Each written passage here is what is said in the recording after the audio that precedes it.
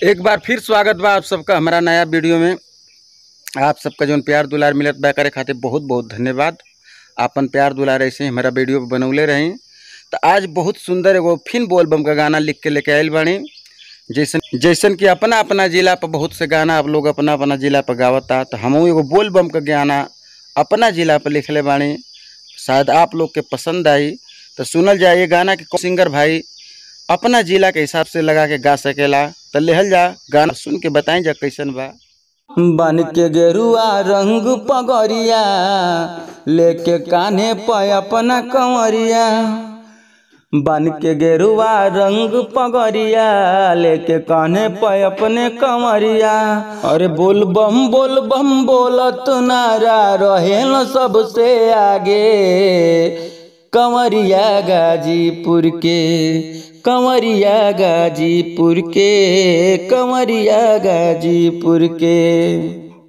सुइया पहाड़ के चढ़ेल सीना तान के, गाजीपुर दीवाना हवे भोला के ध्यान के। और सुइया पहाड़ पर चढ़ेल सीना तान के, गाजीपुर दीवाना हवे भोला के ध्यान के।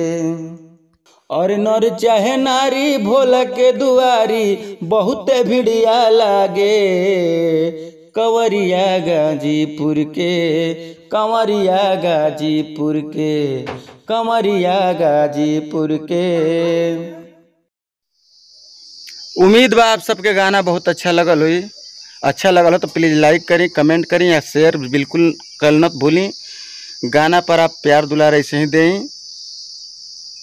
जे भाई के हमसे कोनो ट्रैक पर न्यू ट्रैक पर कैसनो गाना लिखवाल चाहत बा तो नंबर से संपर्क कर सकेला। नंबर आपके स्क्रीन पर शो करत बा। तो फिर मिले एगो शानदार अच्छा वीडियो के साथ। तो जय हिंद, जय भोजपुरिया समाज। आप बनल नहीं हमारा